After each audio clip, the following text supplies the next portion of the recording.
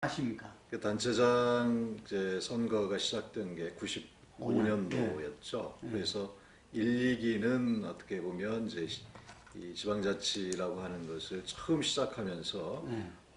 뭐랄까요, 이 정착되지 못한 초기의 시행착오가 있었던 상황인 것 같고요. 네. 그러다가 이제 3, 4기의 경우는 수도권을 중심으로 이제 말씀을 드리면 완전히 이제 그 보수적 시각을 갖는 사람들이 이 단체장이 대부분이 그렇게 되어버렸죠. 네. 그리고 이제 새롭게 이제 분위기가 바뀐 게 이제 5, 6기였는데요. 그러면서 지방자치의 역사도 좀 이제 그 생기게 되고 또 새로운 시각을 가진 사람들이 이 단체장을 맡게 되면서 지방자치의 본질에 가까운 시도들을 하고자 했던 시기가 또 민선 5, 6기가 아니었는가 이렇게 생각합니다. 가장 큰 변화는 뭐라고 꼽을 수 있겠습니까? 네, 기존의 그 지방자치라고 한다면 그냥 행정, 뭐랄까요, 행정이라고 하는 일반적 범주 내에서 그 하는 걸 이제 지방자치라고 여겨져 왔는데 네. 행정의 이 질과 폭을 엄청나게 높이고 확대했던 시기가 민선 5, 6기가 아닌가 생각합니다. 그러니까 기존에 늘 해왔던 그런 행정의 틀과 범위를 훨씬 뛰어넘는 그런 시도들을 많이 했던 거죠. 그 중에 이제 가장 특징적인 것이 이제 주민 참여라고 얘기할 수가 있을 것 같습니다. 그러니까 지방자치라고 하는 자치와 분권의 그 개념에 이제 분권이라고 하는 것은 중앙정부로부터 권한을 이제 나누는 게 이제 분권이라고 한다면 이 자치는 주민 참여를 기본적으로 배경을 두고 있는 것이거든요. 그런데 이제 그동안에 보면 이제 분권의 의미는 그것도 물론 매우 작은 범위였습니다만 이 자치의 개념은 별로 없었던 것 같아요. 기존의 행정에서 보면 민선 5, 6기 들어오면서 주민 참여의 폭과 또 질이 상당히 그 높아졌다 이런 것들을 특징적으로 들을 수가 있을 것 같고요. 그 사례는 어떤 걸 들 수 있을까요? 주민 참여의 어떤 여러 가지. 네. 저희 도봉구 예를 네. 들자면 저는 그 민선 5기 그러니까 2010년도에 들어서서 그 바로 그 다음 해인가 주민참여 기본조례라는 걸 만들었습니다. 네. 그리고 주민참여 예산제를 시험적으로 실시를 시작을 했었고요. 그 다음에 주민들이 중심이 된 마을 만들기 사업이라고 하는 그런 사업들을 이제 시범적으로 몇 개 동에서 시작을 한 거죠. 그러니까 마을 공동체를 그 목표에 두고 주민 참여를 여러 가지 이 형태를 통해서 좀 하게 됐고요. 그게 좀 성숙이 되어 가면서 본격적으로 시도된 것은 이제 박원순 시장께서 민선 5기 중간에 이제 시장으로 진입을 하시게 되면서 그게 이제 서울시가 그런 시도의 중심이 되고 자치구가 함께 협력하면서 상당히 큰 물꼬를 텄다. 저는 그렇게 생각을 합니다. 그게 이제 찾아가는 동 주민센터라고 하는 그 하나의 이 모델이라고 할까요? 이런 형태로 만들어졌고요. 물론 거기에는 이제 이 복지의 영역과 마을 공동체의 영역이 같이 이렇게 묶여져 있는 것이거든요. 복지 영역은 따로 얘기를 하더라도 이 찾아가는 동 주민센터를 하면서 동별로 어떤 주민 참여가 상당히 활성화됐다 이렇게 생각을 해요. 예를 들면 그 마을 계획단이라는 걸 만들어서 한 100명 내지 150명이 참여를 하는 마을 계획단을 만들어서 그분들이 자체적으로 마을의 의제를 정하고 또 그것을 토론을 통해서 의제를 정하고 그것을 마을 총회를 통해서 의제의 순위를 이렇게 정하게 됩니다. 그러면 저희가 구에서는 그것을 이제 예산으로 뒷받침하는 이 아래로부터의 민주주의가 지금 몇 년째 시행이 되어 오고 있는 것이죠. 그러니까? 약간의 갈등은 있었죠. 네. 의원들의 경우는 자신의 자신들이 주민의 대표로서의 그 인식을 갖고 있는데 주민들이 스스로 어떤 그 주민 참여 예산을 통해서 그것을 그 예산을 집행부에 제안하는 것 자체가 이거는 좀 문제가 있는 거 아니냐 이런 의식이 좀 있기는 있었습니다만 그게 이제 일반화되고 폭이 넓어지면서 그건 뭐 다 동의할 수밖에 없는 그런 상황이 됐죠. 거기에서 의원들은 어떤 역할을 했나요? 그런 과정에서 본인도 참여하는 그 경우도 있었고요. 일부는 또 방관하기도 했었고요. 뭐 그렇죠. 다양합니다. 또 동일하지는 않습니다. 어쨌든 또 구 예산은 또 그 구의회에서 그렇죠. 심의를 하니까. 네. 그리고 그 예산의 범위라고 하는 것이 주민참여 예산의 범위라고 하는 것이 매우 아직까지는 협소하기 때문에 의원들이 다루는 뭐 예산 전반하고는 뭐 비교할 수 없는 수준이죠. 그러니까 작지만 또 주민들로서는 매우 그 골목에 또는 뭐 아주 작은 일이지만 주민들이 평소에 생활상의 불편을 느끼고 있는 것들을 해결하기 위한 이런 의제들이 대부분이기 때문에 큰 마찰이 있거나 그렇지는 않았습니다. 그게 이제 기초 단위에서만 할 수 있는 일이라고 생각을 합니다. 그리고 구 단위라기보다 마을 단위로 이루어져 가고 있는 것이죠. 구 단위라고 하는 것도 이 범위가 워낙 크기 때문에 직접 민주주의라고 얘기하기는 좀 어렵고요. 마을 단위에서 이루어지는 마을의 민주주의, 저는 그렇게 얘기를 합니다. 이런 것들이 마을 민주주의를 만들어가는 어떤 과정이다. 주인이 되어가는 과정. 저는 그것을 이게 금방 1, 2년 내에 만들어지는 것이 아니라고 생각하고요. 이 공무원들도 그런 과정에 대한 이해와 공감이 있어야 되고 또 이 일반 주민들도 내가 왜 이런 일까지 해야 돼? 세금 내서 이런 인식이 처음에 있을 수 있잖아요. 근데 주인으로서의 역할을 해나가는 과정에서 주민들도 스스로가 그 객체가 아닌 주체로 되어가는 그런 이제 인식의 전환, 양자의 민과 관의 인식의 전환의 과정 이런 것들이 꽤 시간이 걸리고요. 아직도 그게 완전히 정착되었다라고 얘기하기는 조금 이른 시점이라고 생각합니다. 이것은 계속적으로 지속되고 또 확산되어가는 그런 과정이 필요하지 않나 싶습니다. 저희 같은 경우는 이제 민관 협치 이것을 아예 제도화했습니다. 도봉구 협치 기본조례라는 것을 만들었고요. 협치 사무국을 따로 두고 있습니다. 그래서 그 도봉구의 그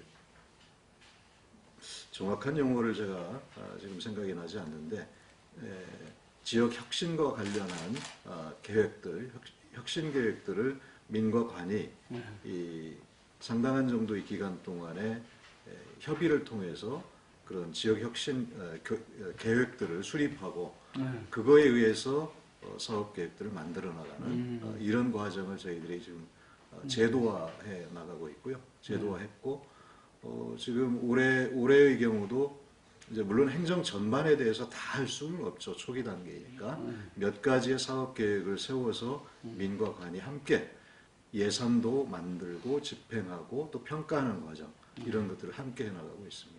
하나하나의 개별 사업에 있어서 민과 간의 협력이라는 것은 그동안에도 쭉 이루어져 왔잖아요. 그런데 이것이 개별 사업을 통한 민관 협력이 아니라 전반적인 이 구 전체의 어떤 그 정책을 입안하고 집행하고 평가하는 과정에 민과 관이 함께하는 것이죠. 함께하는 구조입니다. 이게 그래서 그걸 제도화했다는 거고요. 다시 말씀드리면 올해에 민관 협치 사업으로서 의식적으로 어떤 것들을 하자라고 이제 그 협치회의에서 정하는 거죠. 그것을 정책을 입안하고 집행하고 평가하는 과정을 민과 관이 함께하는 것이죠. 그게 이제 그 협치 도봉구회의가 그 주최를 아, 담당하고 있고요. 예. 뭐 최근에 이제 1987이라는 영화가 예. 상당히 그 인기에 상영되고 있는데 그 1987년에 만들어진 헌법이지 않습니까? 그렇죠. 지금의 헌법이라는 게 예. 그때 당시에는 지방자치가 시행되고 있지 않은 상황이었어요. 예. 그렇잖아요. 그리고 91년도에 의회가 생기고 그 다음에 이제 95년도에 단체장 선거를 하게 됐지 않습니까? 예.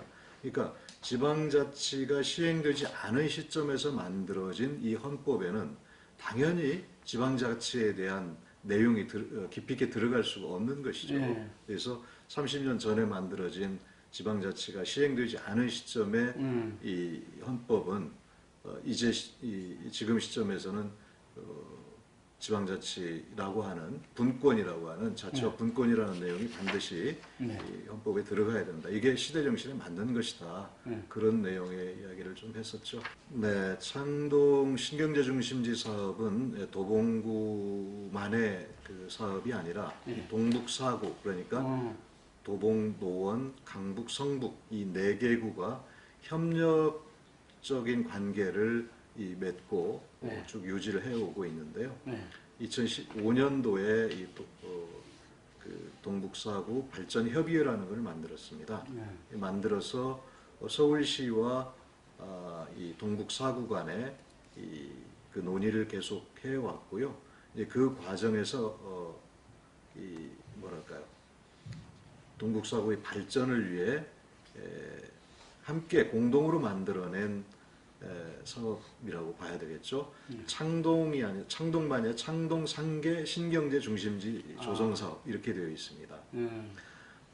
그래서 노원구까지를 포괄하는 거고요. 그런데 이제 저희가 이야기할 때는 이제 도봉구니까 창동만 가지고 얘기를 하는 것인데 창동을 중심으로 해서 말씀을 드리면 가장 큰 사업이 이제 창동 아레나라는 그 2만석 규모의 복합 공연장 건립 사업입니다.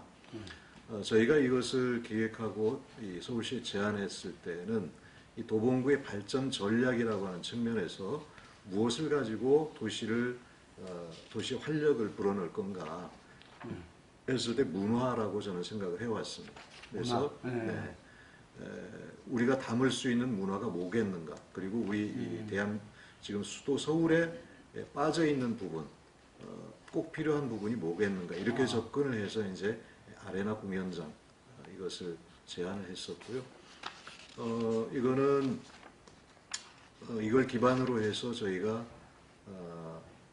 이 뮤직시티라고 하는 도시 비전을 갖고 추진을 해 나가고 있습니다. 공연장 하나만 그 구성 건립되는 게 아니고 이 음악 생태계를 함께 조성하기 위해서 그 SH공사를 중심으로 해서 지금 그 인근 부지에 41층 규모의 대규모 문화산업단지를 지금 조성 중에 있습니다. 조성을 지금 추진하고 있는. 그건 이제 도시의 문화 정체성, 도시의 정체성이 뭐냐. 사실 서울 같은 경우는 워낙 그 행정구역이라고 하는 게 좀 정체성 단위로 구성된 게 아니라 행정 편의로 다 구성이 됐지 않습니까? 그래서 역사성이나 문화 정체성을 찾기가 참 쉽지 않아요. 그런데 어쨌든 도봉구만이 가지고 있는 역사적 또는 문화적 정체성이 뭐가 있을까라는 그 고민을 했었고요. 그래서 그 연장선에서 이제 그 찾은 게 김수영 문학관, 또 함석헌 기념관, 또는 간송 전영필 가옥, 뭐 이런 것들이죠. 그래서 그게 지금 이미 다 완공해서 좀 운영이 되고 있고요.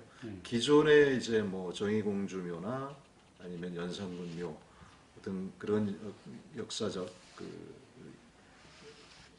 또는 좀 문화적 이런 유산들을 연계해서 이거를 이제 역사 문화 관광 벨트라고 하는 그런 연계해서 주민들이 참여할 수 있도록 하는 그런 걸 지금 계속 해오고 있습니다. 그러니까 둘리 뮤지엄을 저희들이 그 운영을 하고 있는데 그거 역시도 둘리도 우리 도봉구 출신이기 때문에 그 둘리뮤지엄을 만들어서 몇 년째 운영을 하고 있는데요. 네. 만화 작가, 첫 번째로는 젊은 만화 작가들을 입주할 수 있도록 하기 위해서 만화인 주택을 1호, 2호를 지금 건립해서 지금 아마 입주가 완료된 상태고요. 네. 3호 주택 뭐 이후에도 이제 계속해서 문화예술인 주택 이런 것들을 건립해서 도봉구의 문화예술인들이 거주할 수 있는 여건을, 주거 여건을 만들려고 계속 노력하고 있습니다. 청년 문제는 사실은 기초지방자치단체에서 어떤 완결적인 해결책을 내는 것이 참 쉽지가 않습니다. 예. 특히나 이제 광역시 내의 자치구의 경우는 가지고 있는 권한이 워낙 협소하기 때문에 자체적인 완결적 해결책을 찾기는 참 어려운 일이라고 생각을 합니다. 다만 이제 저희가 할 수 있는 일을 그나마 제한된 여건 속에서 찾아보자 해서 저희가 작년엔가 그 청년 기본조례라는 거를 만들었습니다. 네. 그래서 우리가 그동안에 청년에 관한 어떤 사업 자체가 거의 전무하다시피 했습니다. 근데 구행정의 이 어떤 의무로서 청년에 대한 사업을 그 의무화해서 추진하는 것으로 그렇게 했었는데 지금 우리가 계획하고 있는 게 올 한 3, 4월경이면 이제 완공이 되는 그 무중력지대라고 하는 청년 공간이 있습니다. 그런 청년 공간에서 뭐 취업, 창업 이런 것들을 지원하고 또 청년들 간의 네트워크를 구성할 수 있도록 어떤 청년들이 이 현실을 조금 더 나은 현실로 가는 어떤 플랫폼으로서의 역할을 하도록 그렇게 저희들이 추진을 하고 있고요. 조금 길게는 방학동에 이제 소방학교라고 하는 넓은 부지가 있습니다.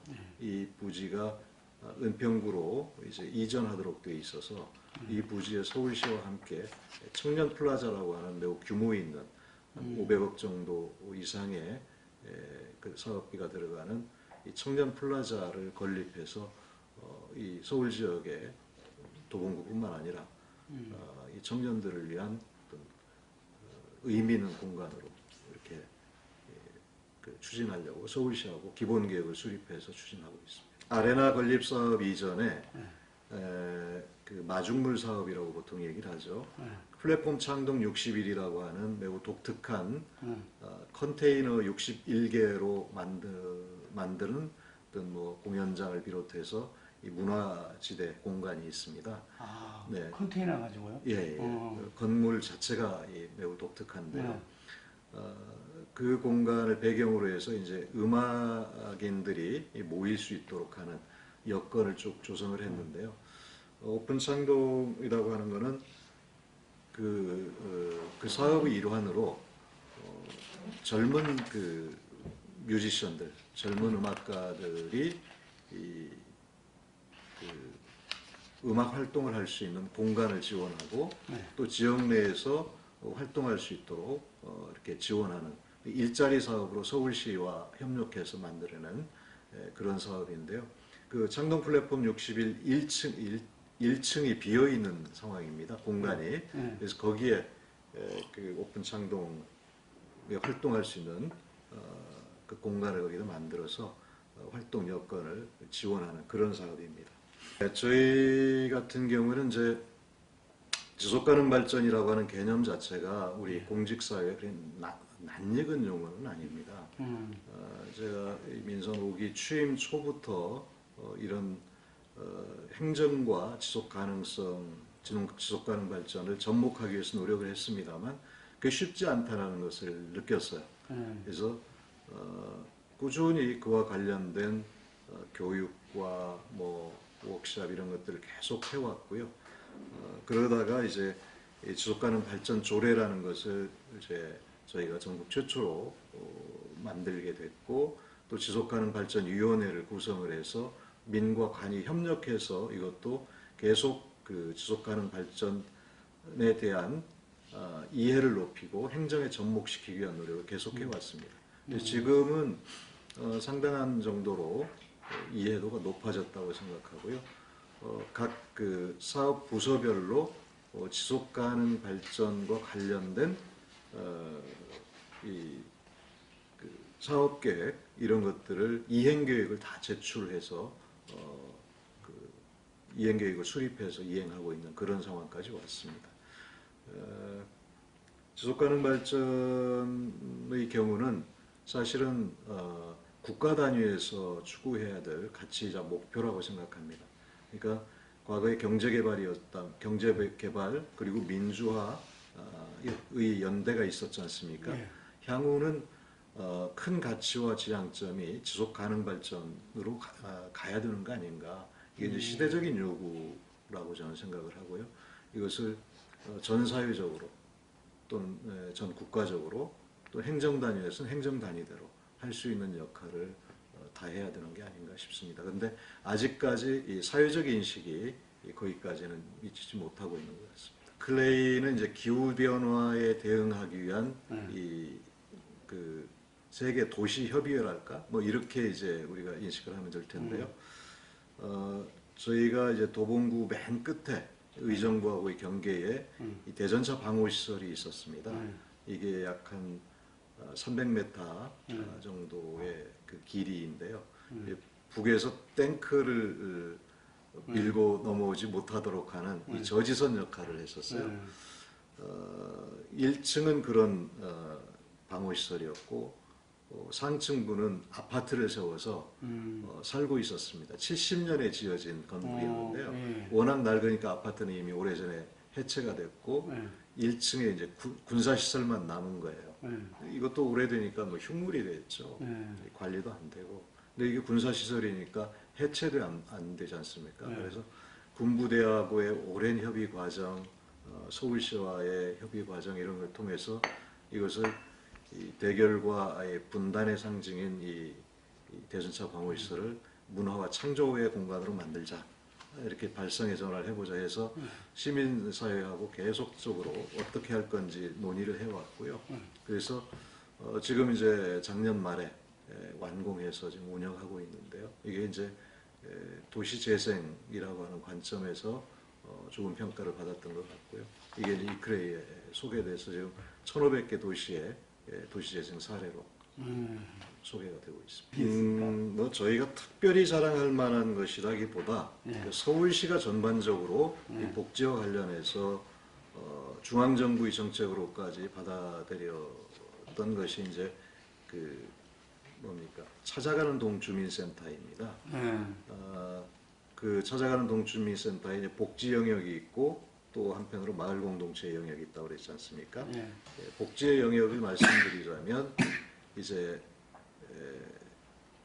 그 세대별 과거에는 이제 복지라고 하면 저소득 또 이 계층에 대한 지원 내지는 뭐랄까요 공적 부조 이런 중심이었다고 봐야 되죠. 찾아가는 동주민센터는 이제 보편화된 복지 그 정책이라고 봐야 되겠습니다. 그러니까 이 방문 간호사가 예를 들면 65세가 되는 모든 세대, 모든 대상에 대해서 다 찾아가고요. 70세가 되는 대상은 모두 다 찾아갑니다. 그래서 그 건강을 체크하고 또 동시에 우리 동네 주무관이라고 하는 그런 제도가 있어서 직접 찾아가서 삶의 실태를 찾아보고 또 직접적인 지원이 이제 필요한 세대에 대해서는 지원을 연계를 하는 그런 것도 있지만 찾아오는 사람에 대해서 그 상황을 파악하는 거하고 직접 찾아가서 대면해서 말씀을 듣는 거하고는 질적인 차원이 다른 거거든요. 그래서 매우 구체적이고 또 세부적인 상황 파악을 할 수 있다는 것 이것이 장점이고요. 지금 찾아가는 동주민센터는 이미 이제 정착이 되어가는 과정인데 저희가 서울시하고 시범 사업을 처음에 시작을 했었습니다. 그래서 지금은 상당히 정착이 되어가는 과정이고 또 복지의 수준과 이 폭을 상당히 넓혔다 이렇게 평가할 수가 있을 것 같습니다. 저희가 2013년에 자살률이 약 뭐 연간으로 따지면 110명에 거의 가까운 수준이었습니다. 그런데 작년 통계는 아직 안 나왔고요. 2016년도 통계로 보면 우리가 70명대 수준으로 낮아졌습니다. 매우 큰 폭으로 이게 낮아졌는데요. 이런 그 사업의 어떤 결과로서 나타난 것이 아닌가 저는 그렇게 생각을 하고 이건 앞으로도 계속 지속해 나가야 될. 이전에 그 전 국민들이 마음을 아프게 했던 세모녀 네네. 사건 이런 부분들 네. 이제 도봉구에서는 이렇게 네. 뭐 도봉구뿐만 아니라 네. 뭐 전국적으로 그런 일이 없어야 되겠죠. 네. 예, 그렇게 되기 위해서는 촘촘한 어떤 복지와 관련된 그 구조랄까요? 이런 것들이 좀 필요한 것이죠. 예, 사실은 우리가 이제 교육 문제 하면 모든 사람이 다 전문가다라고 할 만큼 이야기들이 많지 않습니까? 기본적으로는 이제 입시 교육의 틀을 저희 같은 경우에 지역사회에서 교육 지원을 통해서 그 틀을 벗어날 수는 없다고 생각합니다. 그것은 기본적으로 국가의 교육 정책의 변화 없이는 불가능한 일이기 때문에 다만 저희가 하고 있는 혁신교육 사업의 경우는 그것을 보완하는 것이지 또 일부 보완하는 그런 역할인 것이지 근본적인 교육의 틀을 바꿀 수는 없는 한계를 가지고 있죠. 그런 한계 속에서 제가 말씀을 드리겠습니다. 대개 이제 교육은 이제 뭐 일반 행정의 영역과는 다르지 않습니까? 그렇죠. 그래서 공교육의 영역, 학교 내에서 이루어지고 있는 그 정규 교육 수업 이런 거에 저희가 직접 관여할 수는 없는 것이죠. 그래서 그러나 그 아이들은 또 다른 시민인 거죠. 학교 내에서의 학생일 뿐 아니라 지역 내에서는 또 다른 교복 입은 시민이다. 이런 관점에서 그 아이들이 행복할 수 있는 여건을 만들어주는 것. 그것이 저희가 해야 될 역할이라고 생각하고 저희들이 뭐 여러 가지가 있습니다만 그 중에 이제 한두 가지 말씀을 드리면 마을에서 이 주민들이 마을 교사가 돼서 마을 학교를 만들어서 그 아이들이 함께 할 수 있는 여러 가지 프로그램을 운영하고 있습니다. 지금 현재 도봉구에 약 500여 명의 마을 교사가 활동을 하고 있고 120개 정도의 마을 학교가 만들어져서 운영되고 있습니다. 이것은 공교육으로부터 또 소외받는 또는 학교와 학원과 집 이 외에 갈 곳이 없는 청소년들 아이들에게 마을 내에서 마을 교육 공동체 내에서 아이들의 어떤 아이들을 돌보고 또 성장할 수 있는 여건을 만들어준다는 것에서 매우 의미가 있다고 생각을 합니다. 그것은 또 하나의 이제 공동체의 모습인 것입니다. 마을 교육 공동체라고 우리는 이제 보통 이 얘기를 하는데요. 그 단위에 참여하고 있는 분들이 상당히 많은데 대표적인 게 이제 마을 교사로서 참여하는. 이거는 이제 많은 교육청이나 지자체에서 벤치마킹하러 네, 지금 이것은 이제 여러 지자체에서 하고 있는 것이고요.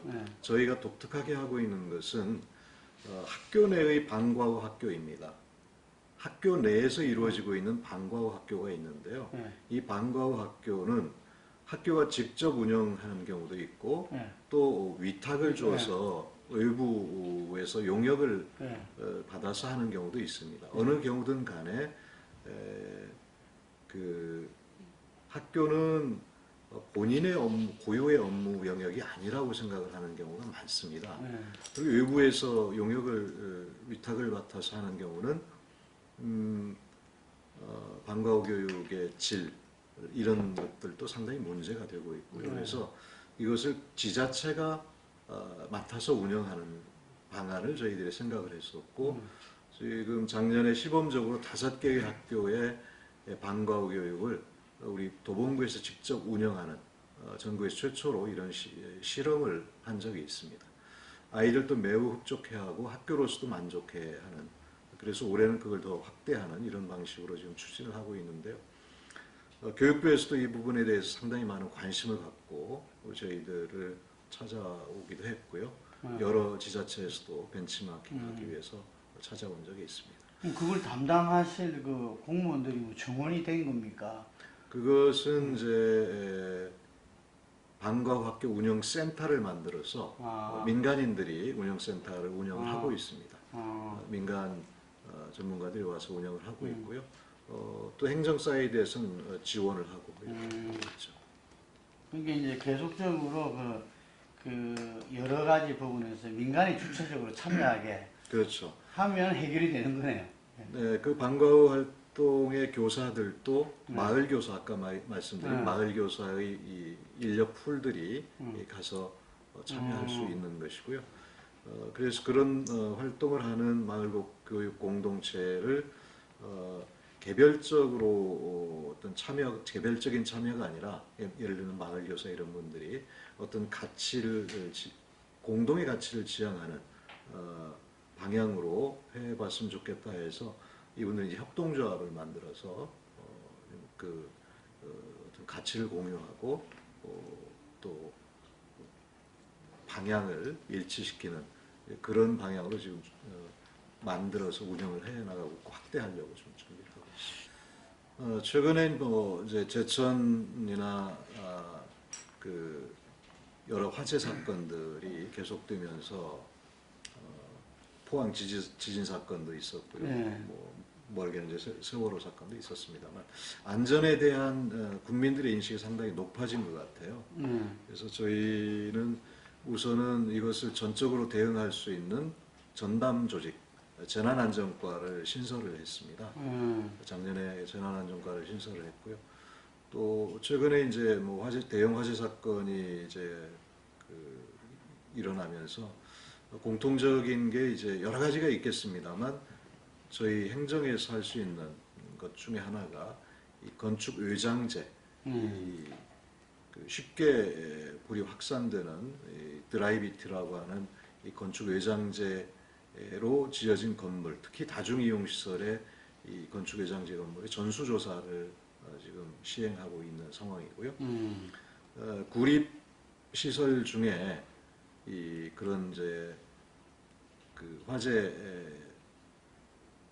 취약한 건물에 대해서 지금 당장 모든 건물을 다 이렇게 할 수는 없으니까 외장재를 개선하기 위한 어떤 계획을 세워서 연차적으로 좀 시행하고자 하는 그런 계획을 좀 세우고 있습니다. 그 외에도 유엔 산하의 국제 방재 안전 사무국이라고 있습니다. 네. 거기에 이제 가입을 저희들이 올해 안에 추진하고 있는데 여기에는 이제 여러 이제 요건들이 있습니다. 그런 것들을 저희들 구비해서 ISDR에 가입하려고 하는 그런 준비를 하고 있고요. 저희는 그나마 이제 매년 그 도시 안전도 평가를 하고 있는데 도시 안전도 평가에서 서울시에서 유일하게 가등급을 받은 그런 도시라는 점에서 상대적으로 좀 안전한 그런 도시가 아닌가. 그러나 상대적인 의미일 뿐이지 절대적인 안전은 아니다 이렇게 생각합니다. 특히 이제 아동 친화 도시로 저희들이 지금 그 국제적인 인증을 받았는데 의미 있었던 것은 작년에 그 어린이 안전 대상을 저희가 받았어요. 그래서 그것도 또 안전과 관련해서는 의미 있는 평가가 아니었나 이렇게 생각합니다. 그 CCTV 통합관제센터는 경찰하고 함께 운영하는 겁니까? 저희들이 설치해서 운영을 하고 경찰과 같이 운영을 하고 있습니다. 그럼 거의 745대라는데 그럼 거의 커버 되겠네요. 대체로는 뭐 커버를 하고 있다고 생각합니다. 그리고 아직도 취약한 부분이 있어서 이걸 좀 더 확대를 해 나가려고 생각하고 있습니다. 네, 지금 그 세 번째 도전을 준비를 하고 있습니다. 그렇습니까? 지방자치단체장으로 그 4년 8년을 해왔는데 네. 참 쉽지 않은 일인 것 같아요. 그러니까 책임의 문제도 있고 또 지역 주민의 기대 이런 것들이 있지 않습니까? 그래서 평가라고 하는 것은 결국 이제 주민의 그 판단인데요. 그동안은 워낙 정체되어 있고 낙후되어 있던 이 지역의 주민들이 뭔가 기대감이랄까 앞으로 뭔가 변화될 수 있다라고 하는 그런 이제 기대감 이런 것들은 어느 정도 지금 조성이 되어 있는 게 아닌가 싶습니다. 그리고 그 변화를 위한 어떤 씨앗을 뿌리고 싹을 키우는 이런 정도의 역할을 했다고 생각합니다. 그래서 이제 열매를 맺는 이제 그런 과정이 저는 필요하다고 생각하고 그걸 위해서 한번 더 도전하겠습니다. 4년이 더 필요하다. 그렇습니다. 예, 예.